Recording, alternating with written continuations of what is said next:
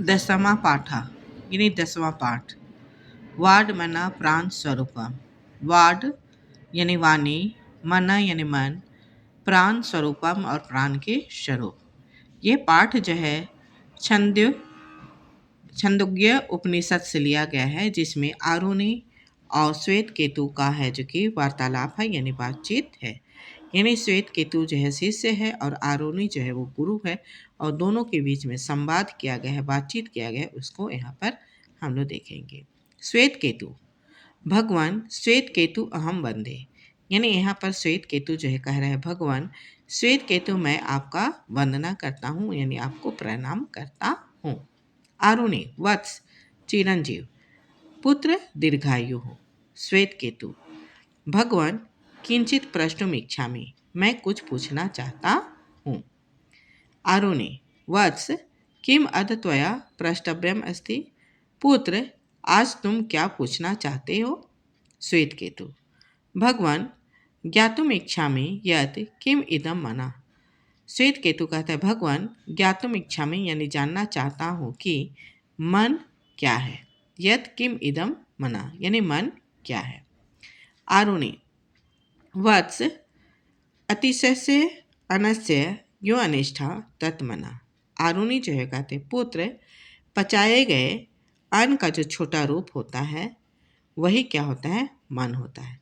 यानी कि खाए गए अन्न का जो छोटा रूप होता है, यो अनिष्ठा जो छोटा रूप होता है, तत्मना वही क्या होता है, मन होता है।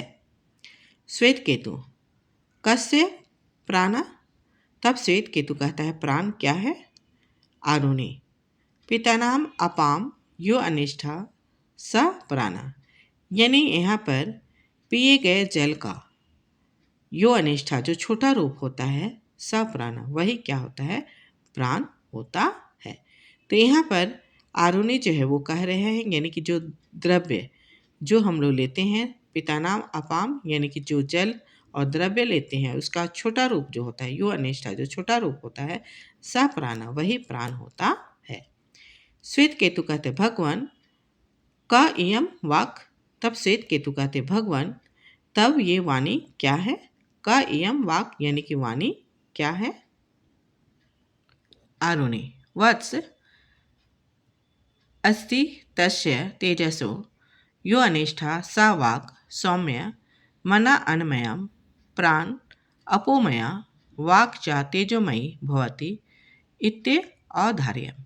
यानी यहाँ पर आरुणि बता रहे हैं वत्स यानी पुत्र असि तस्य तेजसो यो अनिष्ठा सा वाक, यानी कि खाए गए जो अन्न है, जल है, उसका जो तेज होता है, जो ऊर्जा होता है, उसका जो छोटा रूप होता है, यो अनिष्ठा जो छोटा रूप होता है, सा वाक वही क्या होता है, वाणी होता है।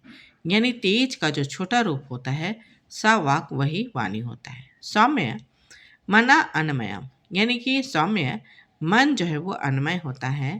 प्राणा अपोमया और प्राण जो है वो जलमय होता है। वाक चा तेजोमयी भवती और वाणी जो है वो तेजोमयी होती है। इत्ते अफ अधार्यम यानी कि ये तुम अपने में ग्रहण कर लो यानी कि ये जान लो।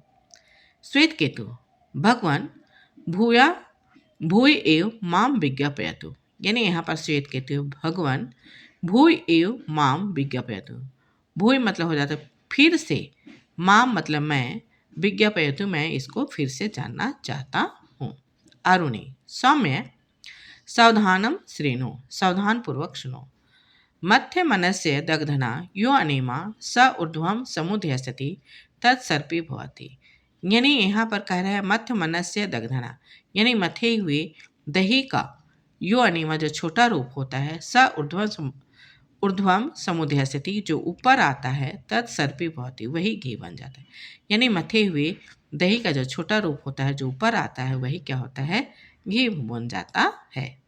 तत्सर्पी भवति यानी वो घी होता है। श्वेत केतु भगवान भवता धृतो उत्पत्ति रहस्यम व्याख्यातम। आपने तो घी की उत्पत्ति का रहस्य को बता दिया। भूयो अपि श्रोतुम इच्छामि मैं फिर से सुनना चाहता हूँ। आरुणि एवं एव सौम्य इस तरह से है सौम्य। अस्य मनस्य अनस्य यो अनिमा स ऊर्ध्वम समुदयसति तत्मनो भवति, यानी कि खाए हुए अन्न का यानी पचाए हुए अन्न का जो छोटा रूप होता है योनिमा, जो छोटा रूप होता है स ऊर्ध्वम समुदय स्थिति, वही ऊपर आता है। तत्मनो भवति, वही मन होता है। अवगतम न वा, जान गए ना। श्वेत केतु, सम्यक अवगतम भगवान, अच्छी तरह से जान गया मैं भगवान। आरुणि, वत्स पे मनानाम अपाम यो अनिमा स ऊर्ध्वम समुद्र स्थिति स एव प्राणो भवति। उसी तरह से पिए गए जल का जो छोटा रूप होता है स ऊर्ध्वम समुद्र स्थिति, वही ऊपर आता है। स एव प्राणो भवति, वही प्राण होता है। श्वेत केतु, भगवान वाचम अपि विज्ञापयतु। श्वेत केतु कहता है भगवान वाणी को भी जानना चाहता हूँ। अरुणि, सौम्य अस्य मनस्य तेजसो यो अनिमा स स्वर्धम ऊर्ध्वम समुदय स्थिति स खुलो वाक भवति, यानी कि खाए गए अन्न का जो तेज होता है, जो अनिमा होता है, जो ऊपर आता है, स ऊर्ध्वम समुदय स्थिति, जो ऊपर आता है, वही क्या होता है, वाक भवति, वही वाणी होती है। वत्स उपदेश अन्ते भूयो अपि त्वां विज्ञापयितुम् इच्छामि यद अन्नमयं भवति मना अपोमयं भवति प्राणा तेजोमयी च भवति वागिति, यानी यहाँ पर कहता है उपदेश अंति, उपदेश के अंत में भूयो अपि यानी फिर से, त्वाम यानी तुमको, विज्ञापयितुम इच्छा में फिर से मैं बतलाना चाहता हूँ, यद कि अन अन्नमयम भवति मना, अन्नमय होता है मन, अपोमय भवति प्राण, यानी जलमय होता है प्राण, तेजोमयी भवति वागिति, यानी कि तेजोमयी होती है वाणी।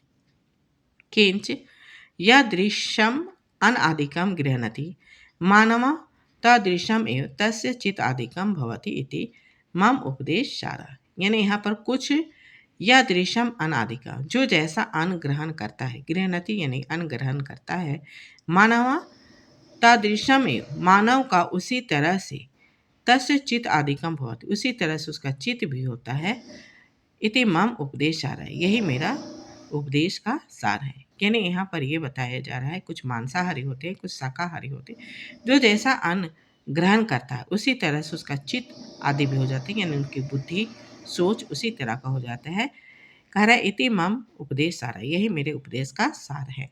वत्स एतत् सर्वम हृदयेन अवधारे, वत्स इन सभी को अपने हृदय में धारण कर लो। श्वेत केतु, यदा आज्ञा प्रयाति भगवान एष प्रणामी, यानी जैसी आपकी आज्ञा हो भगवान, और वो प्रणाम करता है। आरुणि कहता है वत्स चिरंजीवी, पुत्र चिरंजीवी हो, तेस्वी नो अधितम अस्तु, यानी कि तुम्हारा पढ़ाई तेजस्वित हो, यानी कि तेज युक्त हो, इस तरह से वो आशीर्वाद देते हैं।